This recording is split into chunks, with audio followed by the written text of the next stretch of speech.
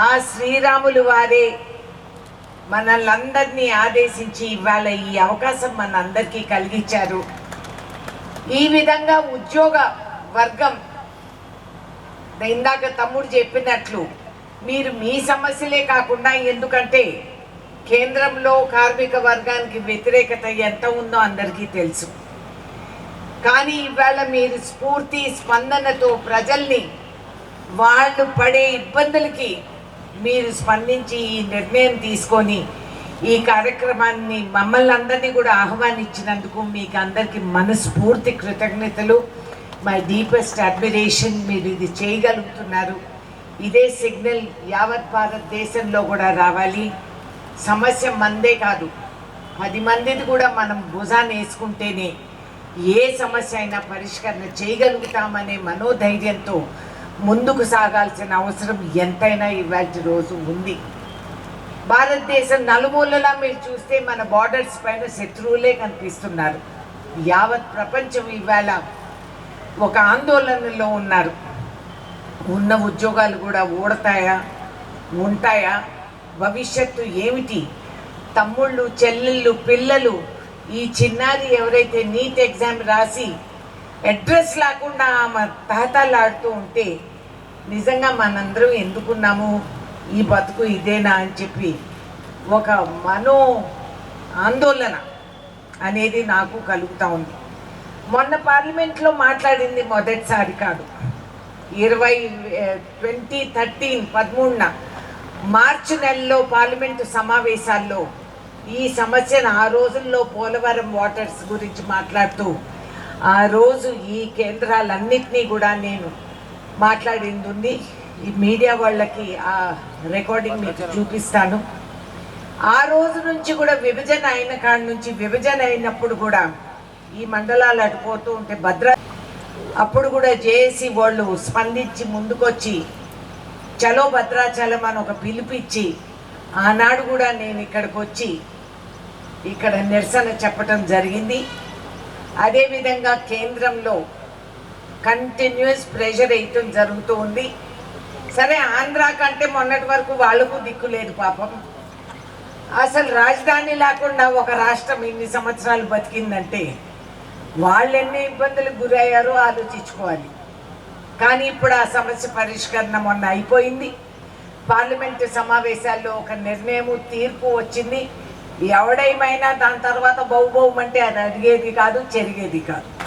నా కంఠంలో ప్రాణం ఉన్నంతసేపు దీనికి మేము పోరాటం. అందరూ చేతులు కలుపుకొని ఈ జిల్లా దాటి స్వామివారి భూముల వరకు మనం నడిచి వెళ్ళిపోదాం. ఆ భూములు, ఆ ప్రజలు, ఆ పిల్లలు, ఆ ఉద్యోగ పరిస్థితుల్లో కిటకిటలాడుతూ ఉండే సోదరులు, సోదరీమణులు అందరూ మనవాళ్ళు. మన వాళ్ళని కాపాడుకుంటే సాయశక్తుల మనకు ఉన్నాయి మన భుజస్కంధాల్లో అనేది మనం గుర్తించి వాళ్ళని వాపస్ ఇక్కడికి తెచ్చుకున్నాం. నేను ఒక్కదాన్నే కాదు సార్, ఈ వేదికపై ఉన్నోళ్ళు, ఈ జిల్లాలో ఉన్నోళ్ళు అందరం కూడా చేయి కలిపి భుజానికి భుజం ఆనిచ్చి ఎదుర్కొందాం, సాధిస్తాం, మన ప్రజల్ని మనం తెచ్చుకుందాం. ఇందాక ఎంతో వివరంగా అందరూ మాట్లాడారు. నేను మళ్ళీ అవన్నీ చెప్పదలుచుకోలేదు. వాస్తవం, ఒక గర్భిణీ స్త్రీకి కానుపప్పుడు ఒక సౌకర్యం లేకుండా పోయింది. ఇన్ని సంవత్సరాలు స్వాతంత్రం సంపాదించుకొని మనందరం కూడా రాజ్యాంగం గురించి గొప్పగా చెప్పుకున్నోళ్ళమి. మనుషులుగా పక్క నుండి మనం చేసుకోలేకపోతున్నామంటే ఏమిటా నిస్సహాయత అనేది తహతలాడుతుంది.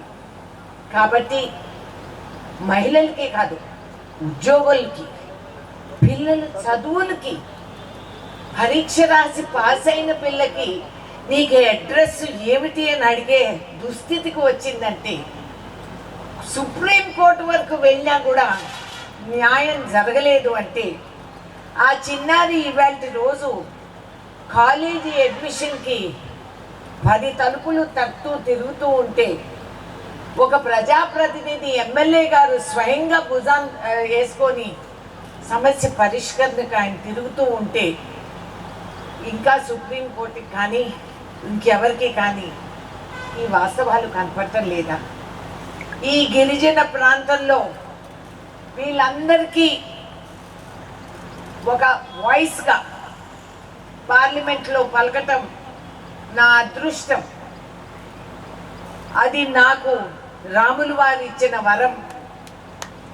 తిరిగి వెళ్ళి పార్లమెంటులో తలుపులు తట్టి అవసరం వస్తే మెడలు వంచి గల్లాలు పట్టుకొని ఇక్కడ ఉన్న పరిస్థితి అక్కడ వాళ్ళకు తెలవాలి కాబట్టి కొన్ని తెలియక చేస్తుందేమో కేంద్ర ప్రభుత్వం.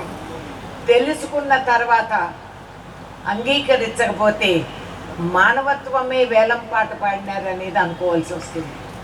మొట్టమొదటిసారిగా ఇంత దేవాలయం మన దగ్గర ఉంటే కూడా ఉండడానికి గెస్ట్ హౌస్ లేదు ఆ రోజుల్లో. ఈ పొన్నమి గెస్ట్ హౌస్ అనేది నేను కేంద్ర మంత్రిగా ఉన్నప్పుడు మొట్టమొదటిసారి ఇక్కడ నేను నిధులు కేటాయించి ఇక్కడ కట్టించడం కూడా జరిగింది. అదేవిధంగా చుట్టుపక్కల ఉన్న డెవలప్మెంట్ ప్రాజెక్ట్స్, దేవాలయానికి ఆ రోజుల్లో విగ్రహాలు కొత్తవి ఏర్పాటు చేసి దాన్ని కొంచెం డెకరేషను, దాన్ని లెవెల్ అప్లిఫ్ట్ చేయటం కూడా ఆ రోజుల్లో జరిగింది. కాబట్టి ఇదేదో కొత్తగా ఓటు కోసమో ఇంకే ఏదన్నా కారణం కోసమో నేను రాలేదు. ఇది అప్పుడు పుట్టిన పూనకం. ఇది సాధించే వరకు ఆ రాములు వారు నన్ను వదలరు, నేను ఆ స్వామి భక్తిలో అలాగే ఉంటాను. సో కలిసికట్టుగా అది సాధించుకొని అటు చంద్రబాబు నాయుడు గారికి కూడా నేను కూడా ఉత్తరం రాయటం, అందరం అవసరం వస్తే ఒక డెలిగేషన్గా వెళ్ళి ఆయన్ని కలవటం, అన్ని స్టెప్స్ పూర్తిగా మనం చేసుకొని రాజ్యాంగపరంగానే మనం ఇది సాధిస్తామని మీ అందరికీ నా మనోభావాలన్నీ తెలుపుతూ